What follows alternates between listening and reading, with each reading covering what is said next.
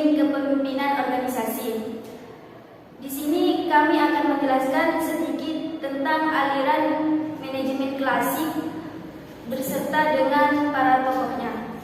Assalamualaikum warahmatullahi wabarakatuh. Di sini kami akan memaparkan sedikit tentang aliran manajemen klasik.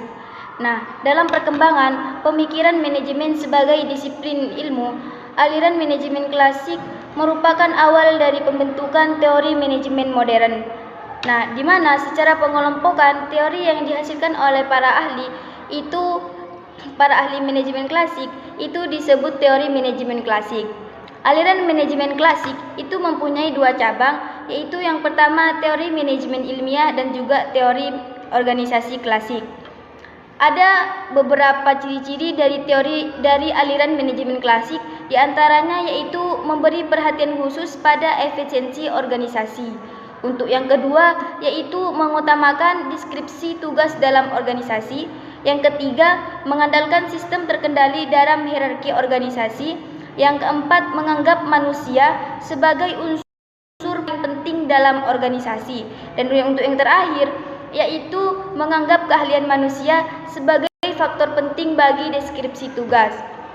Nah, jadi itu beberapa contoh dari aliran manajemen klasik. Selanjutnya, aliran manajemen klasik itu mempunyai dua tokoh, yaitu diantaranya adalah Robert Owen, di mana hal tersebut akan disampaikan oleh partner saya. Baiklah, di sini saya akan menjelaskan biografi tentang teori manajemen Robert Owen. Nama lengkap Robert Owen, tempat tanggal lahir Newton Wallace, 14 Mei 1771, berzodiak Taurus, warga negara Wallace. Robert Owen adalah seorang putra dari pembuat pelana dan pandai besi. Ia lahir di Newton Wallace pada tanggal 14 Mei 1771. Ia seorang sosialis yang juga memiliki bisnis tekstil. Owen juga dikenal sebagai salah satu perintis gerakan utopian sosialisme dan gerakan kooperatif. Robert memiliki bisnis tekstil setelah ia mencoba beberapa pekerjaan seperti berdagang kain di London, manajer sebuah perusahaan air minum, dan bekerja di rumah pengolahan bahan kain. Dan di sana dia bertemu dengan Caroline Dale yang merupakan istrinya, dan dia pun menikah pada tahun 1799. Setelah ia menikah, Owen membeli rumah di New Lanark, sebuah pabrik, dan bertempat di sebuah pabrik pengolahan kain yang menjadi sangat sukses di bawah kendali Owen. Pernikahannya dengan Caroline Dale dianugerahi 8 anak, dan satunya meninggal dalam kandungan.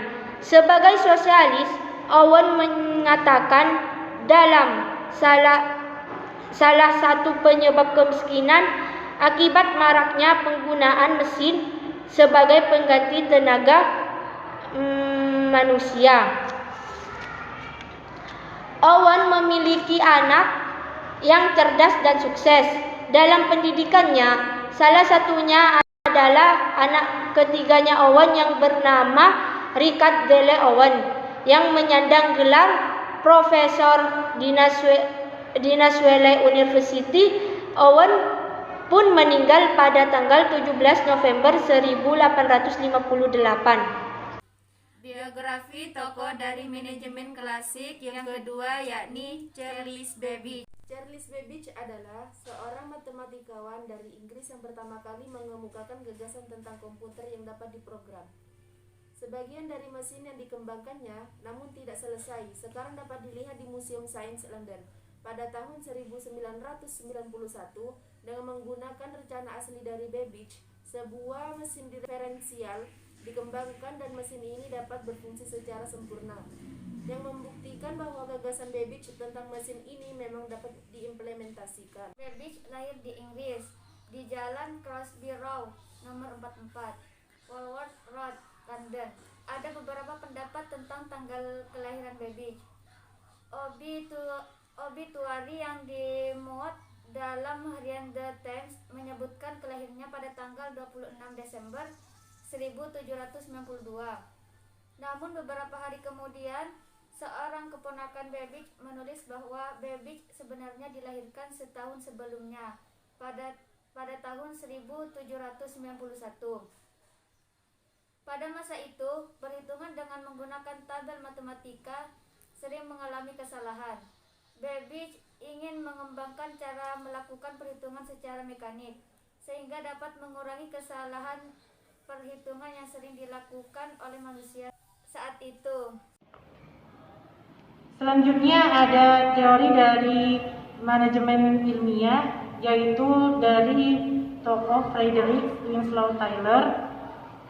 Ia berprofesi sebagai insinyur mekanik, pemain tenis meja, dan direktur. Tempat lahir Philadelphia atau US. Tanggal lahir 20 Maret 1856 dan ia meninggal pada tahun 21 Maret 1915 umur 59. Warga negara Amerika Serikat. Frederick Winslow Taylor adalah seorang insinyur mekanik asal Amerika Serikat yang terkenal atas usahanya mengingat efisiensi industri. Ia dikenal sebagai bapak manajemen dan merupakan pemimpin intelektual dari gerakan efisiensi. Peninggalan Taylor yang paling terkenal dalam ilmu manajemen adalah ide tentang penggunaan metode ilmiah dalam manajemen. Frederick Winslow Taylor meneliti tentang studi waktu kerja pada bagian produksi di mana dia bekerja, di perusahaan Midwest Steel. Taylor menekankan bahwa antara waktu penyelesaian pekerjaan dapat ditoleransikan dengan upah, di mana seorang yang bekerja dengan kinerja yang lebih bagus, maka upahnya akan semakin besar. 4 prinsip manajemen menurut Taylor.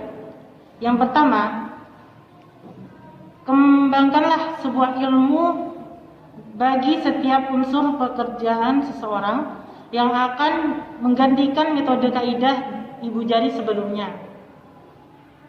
Secara ilmiah, pilihlah dan kemudian latihanlah, ajarkanlah atau kembangkanlah pekerjaan tersebut yang pada sebelumnya para pekerja memilih sendiri pekerjaan mereka dan melatih dan mereka sendiri semampu mereka, melatih dengan kemampuan semampu mereka. Yang ketiga yaitu bekerja secara sungguh-sungguh dengan para pekerja untuk menjamin bahwa semua pekerjaan dilakukan sesuai dengan prinsip-prinsip ilmu yang dikembangkan tadi. Dan yang keempat, bagilah pekerjaan dan tanggung jawab secara merata antara pemimpin dengan para pekerja, manajemen, semua oknum-oknum dalam organisasi mengambil ahli sesuai pekerjaan yang lebih sesuai dengan dirinya. Biografi tokoh manajemen klasik yang selanjutnya yaitu Henry Fayol. Nama lengkap Henry Fayol. Profesi insinyur pertambangan. Tempat lahir Istanbul, Turki. Tanggal lahir 29 Juli 1841. Zodiak Leo. Warga negara Prancis.